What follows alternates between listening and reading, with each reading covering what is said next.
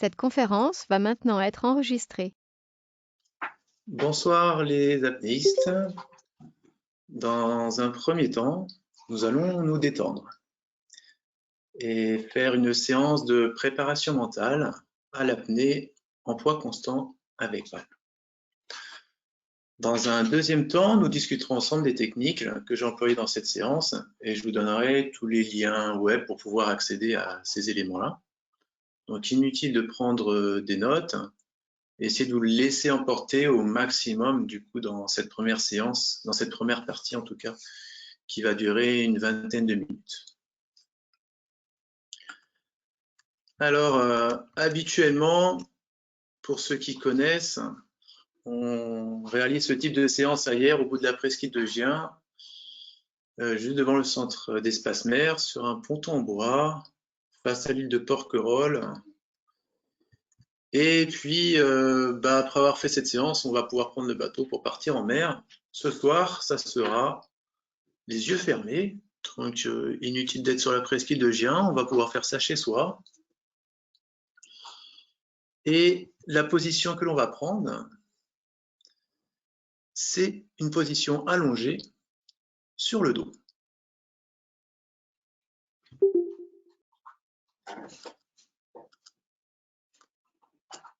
Donc, je vous invite à vous allonger sur le dos dans la position qu'on appelle Savasana. Il y a peut-être pas qui va nous faire la démonstration, ouais. Voilà. Donc, on est les paumes dirigées vers le haut, la tête bien droite, les talons écartés de la largeur des épaules, les orteils qui tombent vers l'extérieur.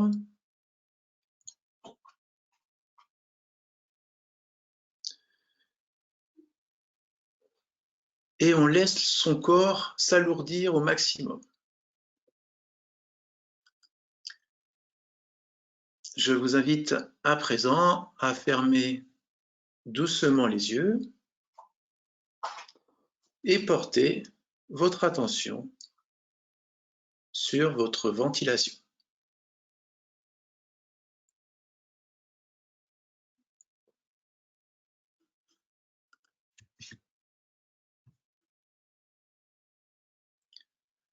Dans cette séance, nous allons travailler la pleine conscience.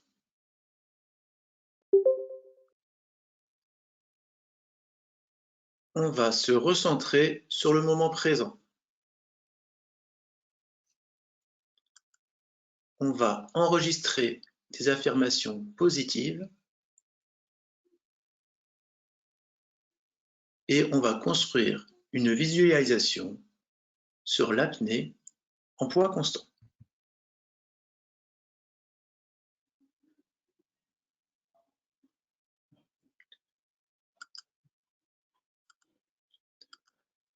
Alors, je porte à nouveau mon attention sur ma ventilation.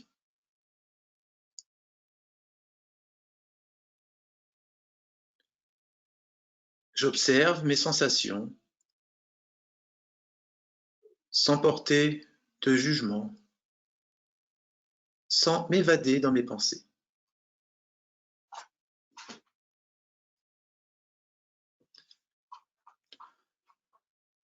Je prends le contrôle de ma ventilation en commençant par expirer profondément.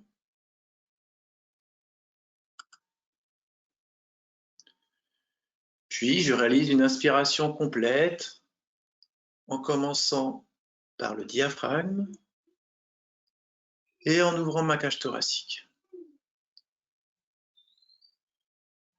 Et j'expire très lentement et profondément.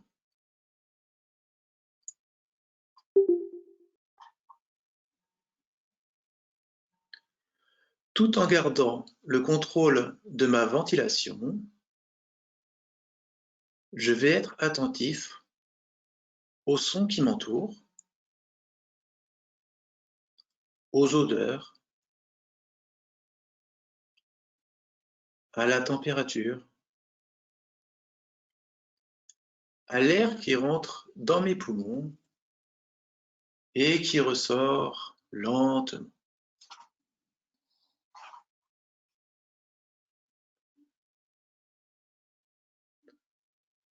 Mon regard se porte à présent vers l'intérieur de mon corps.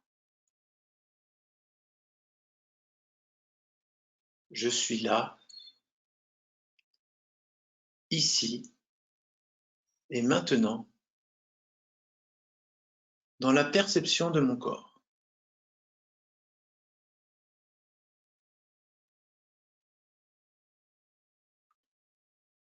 Je ne porte aucun jugement.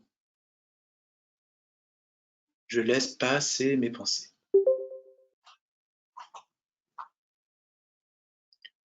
Je suis là, totalement présent à mon corps, à mes sensations, à mes émotions.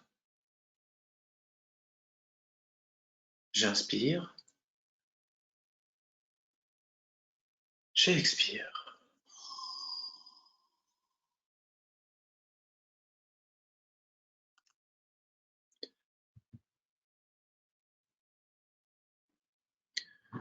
Je vais à présent partir, comme dans un rêve, où je suis à la surface de l'eau, en train de me détendre avant une apnée verticale avec palme.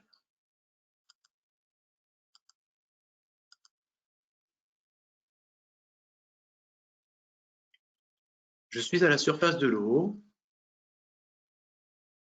et j'aime me faire bercer par les vagues. Je suis calme, détendu et suis en harmonie avec l'eau.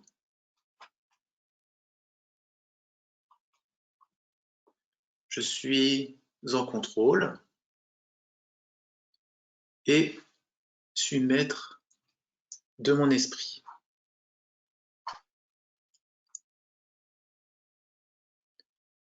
Je suis décontracté, confiant et en pleine possession de mes moyens.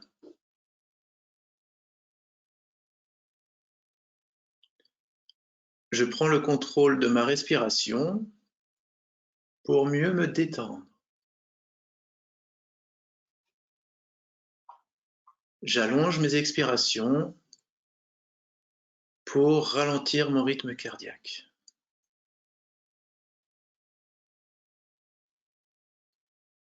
Je fais le vide dans mon esprit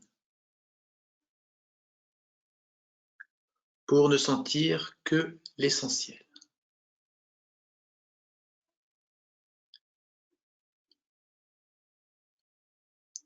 Je vais à présent visualiser mon apnée en créant mon scénario.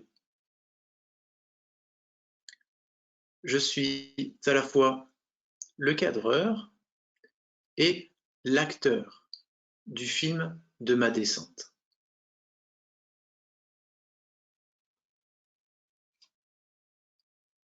Je visualise ma dernière inspiration.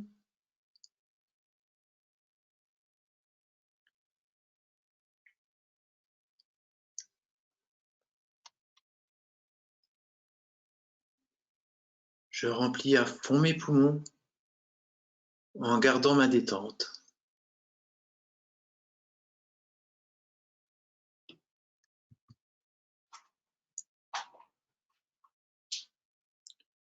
Je me concentre sur ma descente qui commence à présent. J'effectue mon immersion avec grâce et efficacité.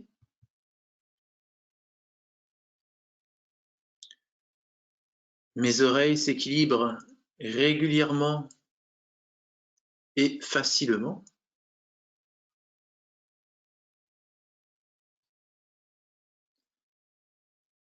Mon palmage laisse une onde sinusoïdale.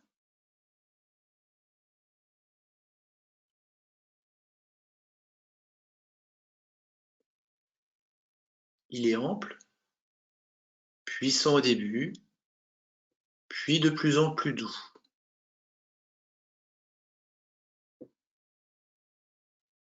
Mon corps est droit et je me laisse glisser le long du pendeur. J'arrête mon palmage et continue ma glisse.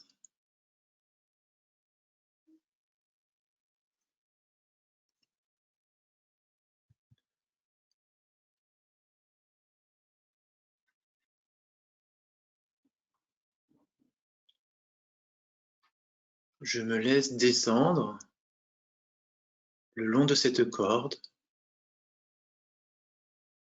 et je m'allonge au maximum pour avoir une glisse magnifique. J'attrape le pendeur pour faire mon demi-tour.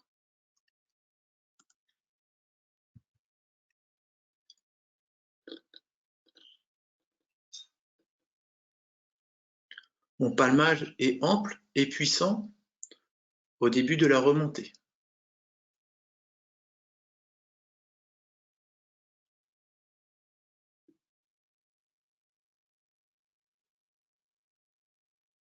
Mon apnéiste de sécurité vient me rejoindre.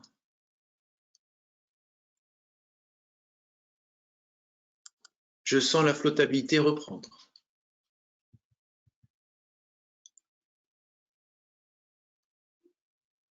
Je n'ai même plus besoin de palmer. Je me laisse surprendre par l'arrivée en surface.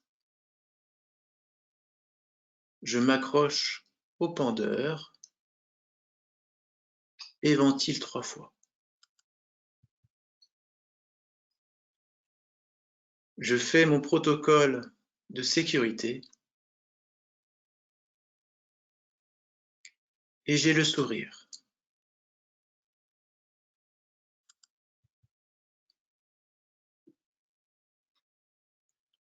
Je me détends à nouveau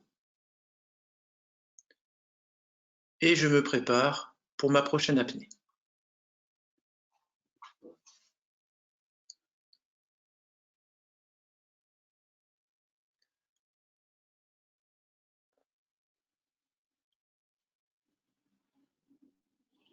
Je vous invite à présent à sortir doucement de ce petit rêve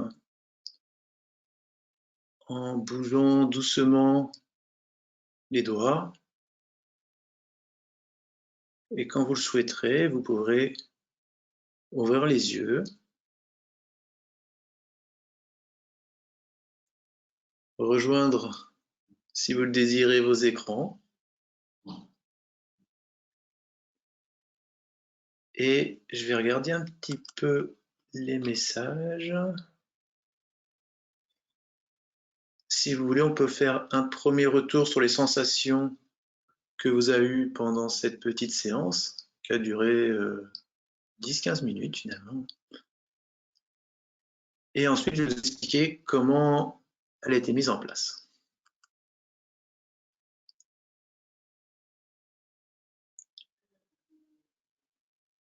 Alors, pas vu le temps passer, effectivement. Merci Sylvain. Alors, on va, du coup, je vais vous donner tout de suite les explications. Alors, pourquoi on fait ça? Vous savez que le cerveau, il est là pour nous protéger. Il considère que le milieu aquatique est un milieu hostile, que la respiration vitale doit s'effectuer à l'air et pas sous l'eau. Et pour nous protéger, le cerveau, il va nous envoyer des pics de stress au fur et à mesure qu'on va s'éloigner de la surface. L'objectif est de faire enregistrer dans notre inconscient des situations positives lors de nos descentes. Voilà. Donc ainsi, on va peut-être pouvoir faire des descentes en étant plus détendu, avec ces pics de stress qui sont naturels, hein. Pendant une descente verticale, c'est normal qu'on ait ces pics de stress, mais en ayant mis ces affirmations positives, ces stress seront moindres, et notre organisme va consommer moins d'oxygène, et donc on pourra rester un peu plus longtemps.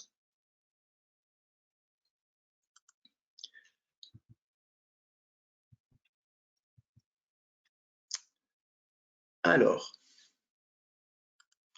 comment fait-on ça? Il faut un maximum de détente pour que l'enregistrement puisse se faire. Donc, qu'est-ce qu'on a fait? Dans un premier temps, il faut s'allonger pour arrêter tout mouvement physique. Et ensuite, il faut mettre au repos le mental. Donc, avec des phrases types que je vous ai dit, je ne porte aucun jugement, je laisse passer les pensées. Et du coup, on va commencer ensuite un travail de pleine conscience. Je regarde. Merci pour vos retours, en tout cas, dans le chat. J'essaie de les lire en même temps. Pour le travail de pleine conscience, alors, ce que j'ai commencé à vous faire faire, c'est prendre un contrôle de la respiration. Et ensuite, je vous ai demandé d'être attentif à vos différents sens. Donc, ça peut être l'ouïe. Donc, on écoute tous les environnements. Parfois, ça peut être, lorsqu'on est au bord de la mer, ça peut être sympa d'écouter les vagues. Le toucher, parfois, on sent le vent sur notre visage. Là, je pense qu'il y avait plutôt la sensation de température, de chaud ou de froid. Éventuellement, certaines odeurs de temps en temps. Et la vue, finalement, vu qu'on va fermer les yeux, ça va être plutôt une vue intérieure. Effectivement, lorsqu'on veut travailler la pleine conscience, c'est toujours plus facile de la travailler dans un endroit paradisiaque où on a tous nos sens qui vont être en éveil. Lorsqu'on arrive à travailler bien la pleine conscience, on s'imagine un petit peu comme un super ordinateur où il y a tout plein d'informations qui vient vers lui et on est capable de gérer toutes ces informations sans aucun effort. Ensuite, dans la séance, j'ai essayé de vous recentrer sur le moment présent. On se souvient toujours de cette phrase importante, le futur n'existe pas, seul le présent compte. Donc à chaque fois, toutes les pensées qu'on a sur ce qui nous tracasse, ce que l'on va faire demain, ce qu'il faut... Non. Ces pensées-là, elles nous empêchent d'être dans le moment présent, elles nous empêchent d'être concentrés. Si on veut être concentré, il faut rester dans le moment présent. Alors pour être dans le moment présent, je vous ai donné des phrases types qui étaient du style « je suis là, ici et maintenant, dans la perception de mon corps » ou « je suis là, totalement présent à mon corps et à mes sensations ». Et ensuite, on est passé sur des affirmations positives. Alors, je vais vous partager ça. Hop, ça sera plus facile. Si vous voulez retrouver comment construire les affirmations positives, vous allez sur le site d'Espace Apnée, vous allez dans la partie blog. Dans entraînement, il est marqué préparation mentale à l'apnée, affirmation positive. Alors, si vous voulez construire vos affirmations positives, il faut savoir que votre phrase, je vais zoomer un petit peu pour vous, je pense que ce sera plus lisible, ça va être écrit un peu petit. Voilà, je pense que ça va être plus gros maintenant. Pour fabriquer vos affirmations positives, le début de la phrase, elle doit commencer par « je ». Le temps employé doit être le présent, et il faut utiliser des mots au maximum positifs. Pas de syntaxe négative dans votre rédaction. Il faut que votre phrase soit le plus courte et crédible possible. Et si vous voulez écrire les phrases qui sont spécifiques à vous, essayez de noter vos points sur lesquels vous êtes faible et vous transformez ça en une phrase positive. Du coup, l'objectif, c'est ce qui est négatif dans mon cerveau, je l'enlève en créant une phrase positive que je vais lire ou qu'on va me lire. Donc, il faut d'abord essayer d'identifier les points où on est le plus faible pour pouvoir écrire des phrases positives sur ces thèmes-là.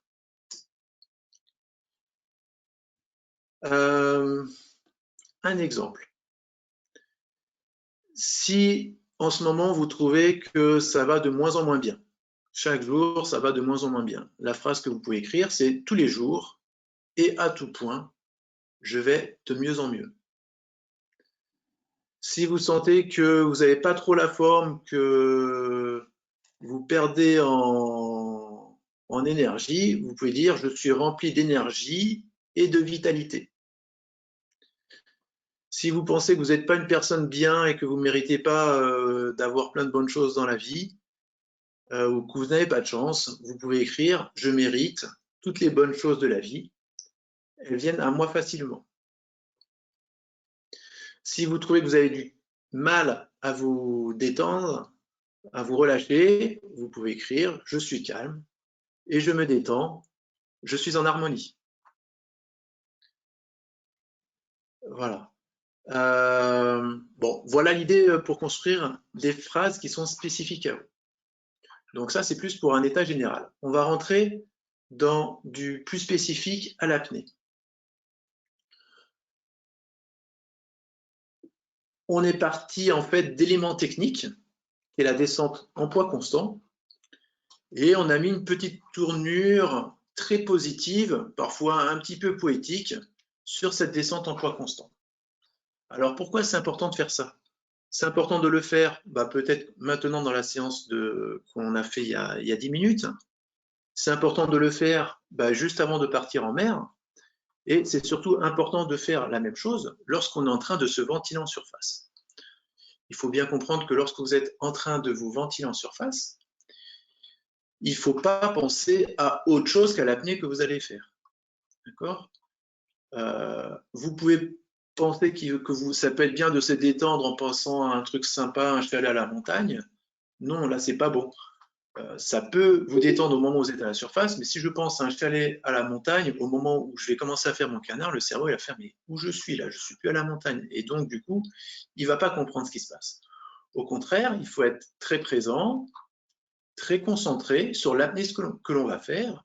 Il ne faut pas chercher à s'évader, il faut chercher au contraire à visualiser au plus proche possible et le plus positivement possible l'apnée que l'on va faire. Aujourd'hui, j'ai pris l'exemple du poids constant. Si demain, c'est une apnée en gueuse, vous pouvez largable ou guider, vous pouvez prendre la même visualisation orientée sur la gueuse. Voilà. Donc, toutes les phrases, là, vous pouvez les retrouver sur le site d'Espace Apnée, qui sont un exemple sur la descente en poids constant. Voilà. Donc, il faut que ça soit réel, il faut que ça soit très positif, il faut que ça soit chronologique, et vous pouvez intégrer également dedans des notions techniques pour ne pas faire d'erreur. Si vous avez du mal à être face au câble, dans votre visualisation, vous dites « je reste bien face au câble ». Si vous avez un palmage qui n'est pas approprié, ou qui est trop serré, ou qui est pas séante, ou vous pliez trop les genoux, vous pouvez penser justement à ce beau palmage, à ce mouvement sinusoïdal que peuvent faire les palmes lorsque vous descendez, à votre corps allongé au moment de la glisse. Voilà, vous pouvez ajouter tous les éléments que vous souhaitez du coup dans cette préparation. Donc ça vaut peut-être le coup de faire une rédaction sur ces petites faiblesses en les tournant de façon positive, une rédaction sur les points techniques sur lesquels on peut avoir des difficultés pendant la descente, de les écrire, et une fois qu'on a retenu ce scénario-là, eh bien, on y pense lorsqu'on fait notre ventilation et lorsqu'on est en train de se préparer à la surface. Voilà ce que j'avais à vous dire. Donc, vous pouvez utiliser le chat ou ouvrir vos micros si vous le désirez.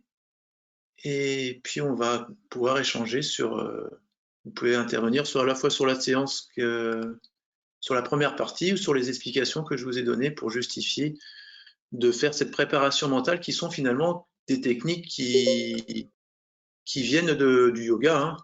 Lorsque, dans cette séance, finalement, je vous ai fait travailler la pleine conscience, je vous ai fait recentrer sur le moment présent, on a travaillé des affirmations positives et on a fait de la visualisation. Ce sont 4 techniques qui existent dans le yoga et que j'ai du coup un petit peu adaptées à l'apnée. Voilà.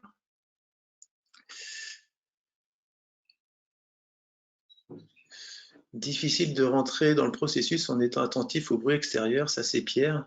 Je ne sais pas si tu avais des bruits chez toi, Pierre, ou si c'était effectivement peut-être le son de l'ordinateur qui n'était pas très bon.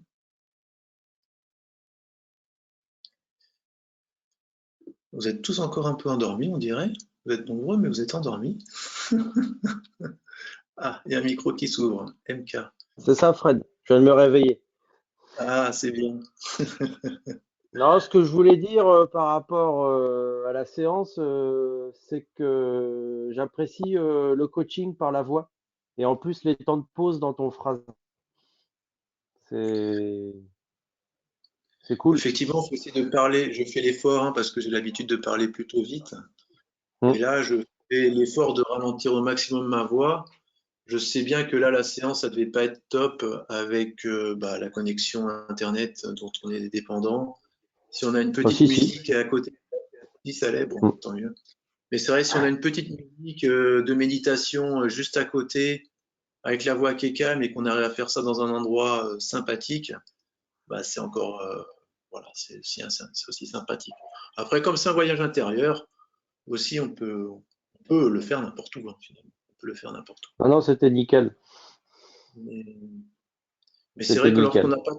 lorsqu'on n'a pas trop l'habitude, bah, choisissez-vous un endroit en pleine nature, vraiment sympathique pour faire ce type de séance. C'est vrai que c'est toujours bien. Ok, ok. Bien, c'est sûr que sur le ponton, c'est top. Ouais, bah ouais, c'est pour bientôt, on espère, de retourner faire ça sur le ponton.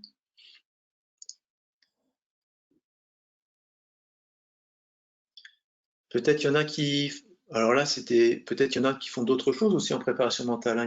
Il y a plein d'autres choses qui sont possibles. Il y a un micro qui vient de s'ouvrir. On t'écoute, hein. Ouais, c'est Oui. Valérie. Salut Moi j'ai un Valérie. petit peu. Ouais, Valérie.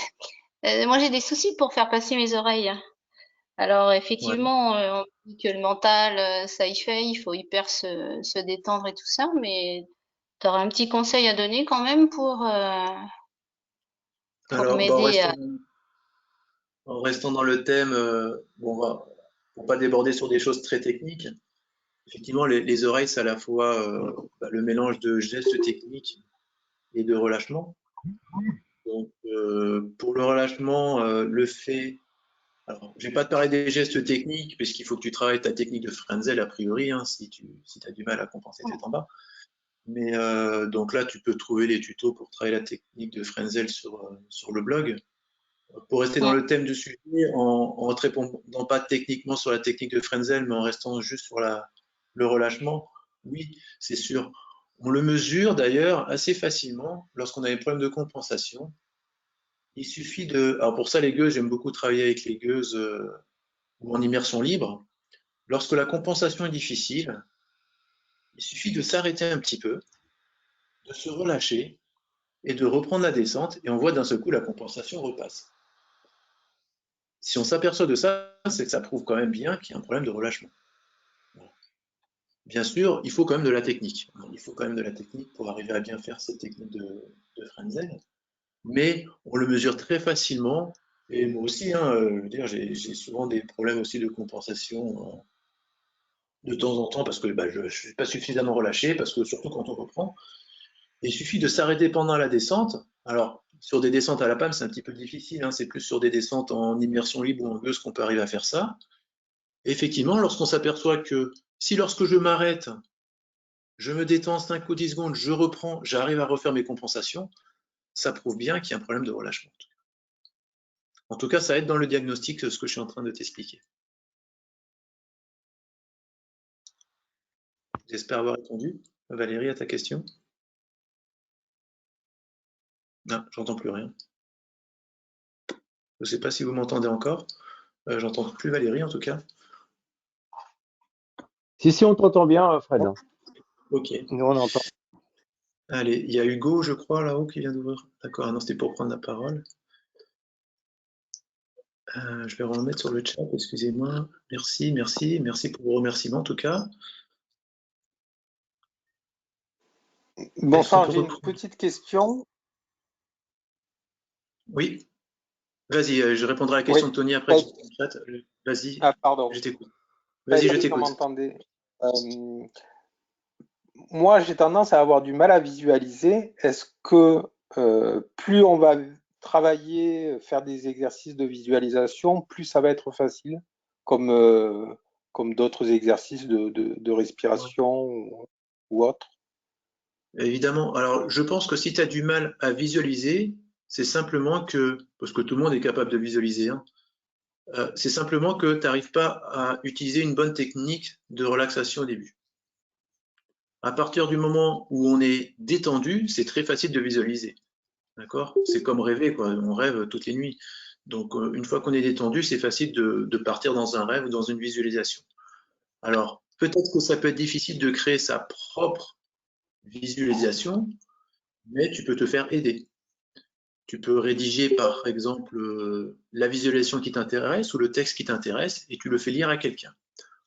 En tout cas, je t'invite à faire des techniques de relaxation, de détente, et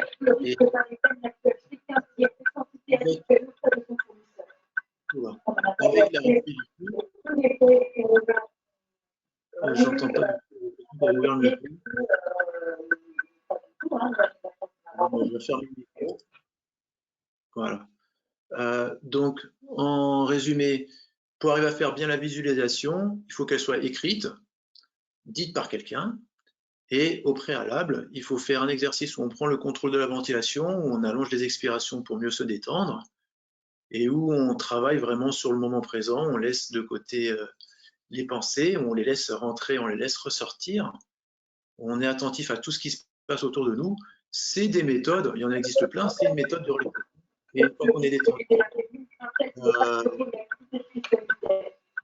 la personne qui prend le micro, je ne comprends rien du tout. Je ne comprends pas. Elle est au téléphone peut-être en même temps. Donc voilà, on se détend d'abord et ensuite on fait la visualisation. Voilà, résumé. Désolé d'avoir coupé le micro, mais c'était inaudible. D'accord, merci. Merci à toi. Alors je vais répondre à la question de Oui, Tony. merci. Est-ce qu'on peut reproduire la descente en apnée à sec durant la prévisualisation? Ben, c'est bien ce qu'on a fait à l'instant. Oui, oui, on peut le travailler à sec, bah, c'est ce qu'on a fait à l'instant. Et ensuite, c'est une façon de s'exercer à travailler la visualisation en le faisant maintenant, en ce moment. Et il faut le faire lorsqu'on est à la surface, bien évidemment, juste avant de s'immerger. Une autre question peut-être? Bonsoir Fred. Ouais. Il m'arrive des fois d'être vraiment dans ma bulle et il peut se passer un petit truc qui me fait complètement,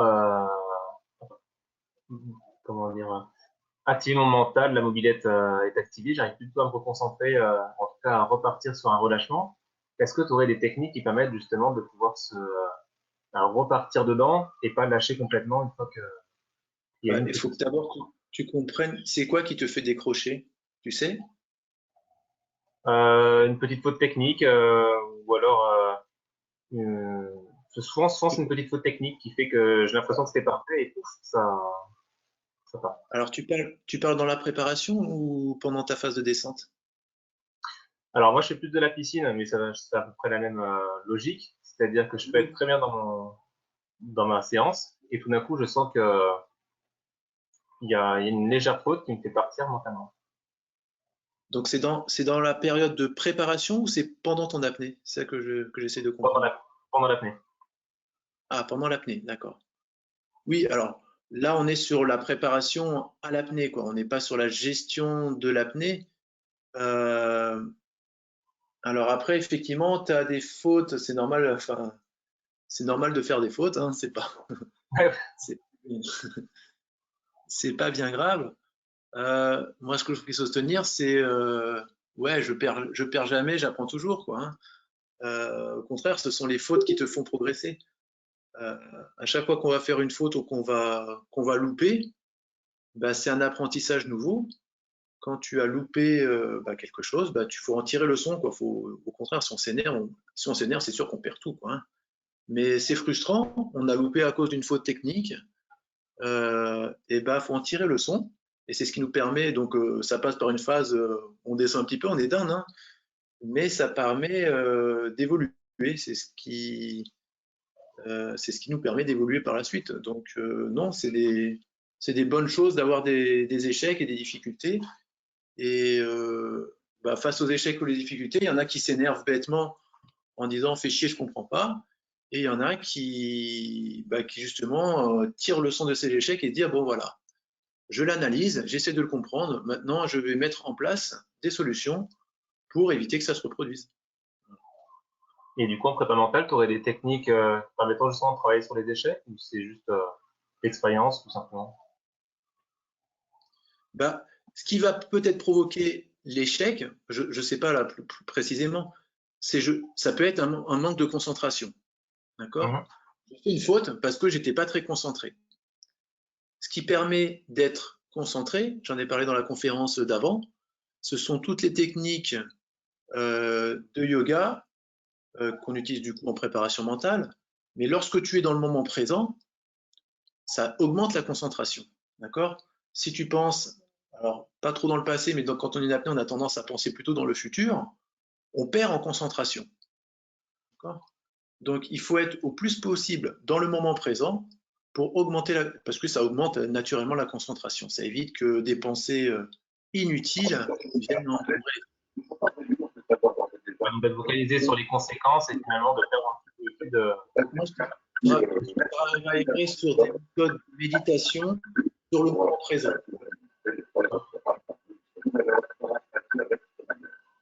Merci. Je suis désolé, c'est peut-être moi qui reçois mal, mais je couvre le micro, je vous donne.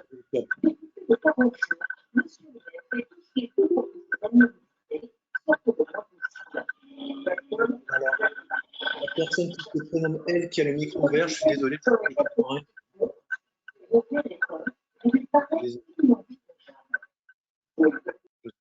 Je ne sais pas si vous l'entendez mieux que moi, mais la personne qui prend le micro, là, il faudrait m'écrire dans le chat. Parce que... Non, apparemment c'est Lolo et on n'entend rien non plus. Ah d'accord, ok. Bon, c'est elle qui a du mal à émettre. Ici, il y a un truc marrant. Ici, c'est la mer. Il y a du poisson en cuisine. Je sens à Paris. Je suis à Paris.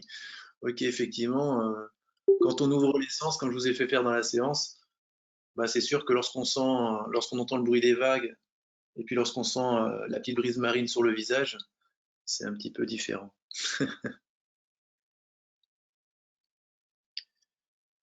Merci Gaëtan, à bientôt. Allez, une dernière question si vous voulez. Une petite question sur la difficulté parfois quand on est, parce que je fais un petit peu de méditation aussi, mais tendance des fois à partir dans le sommeil. Alors, trouver la limite, la limite en fait d'auto-hypnose et de sommeil, quoi. Rester dans le présent. Un petit conseil pour pas partir.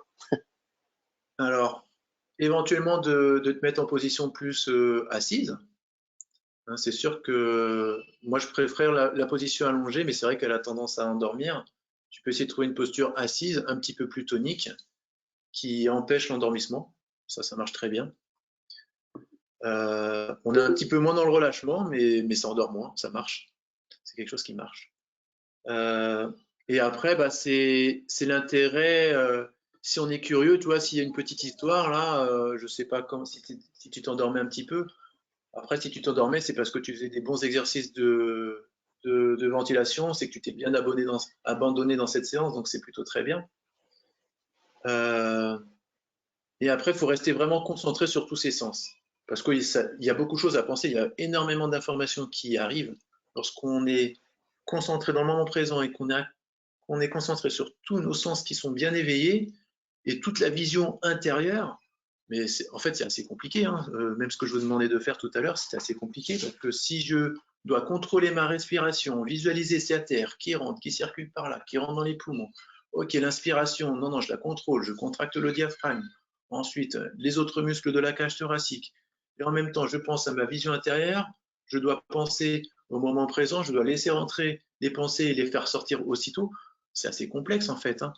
Et c'est en faisant au plus proche cet exercice-là, comme je vous l'ai décrit, c'est tellement complexe que normalement on n'a pas envie de dormir. Si on le fait bien, on n'a vraiment pas envie de dormir. Voilà. Ok. Sinon, la solution plus simple, hein, c'est de te mettre dans une position assise qui est un peu plus tonique. Et du coup, ça empêche. Mais je me souviens dans plein de séances de yoga, plutôt nidra, lorsque j'étais allongé dans les séances de yoga, au bout de 20 minutes, je partais aussi à chaque fois. Hein. Bon, là, la Ouais, séance était c'est surtout dans des encore séances de yoga nidra, ouais, justement. yoga nidra. Encore les premières, on a la curiosité, on a l'excitation et la curiosité qui nous éveillent. Et puis en répétant les séances, au bout de 20 minutes, moi je sais que je décroche aussi. Donc du coup, une posture plus allongée, mais une posture plutôt assise, ça favorisera. Merci, Fred. Allez, on va s'arrêter là pour l'enregistrement.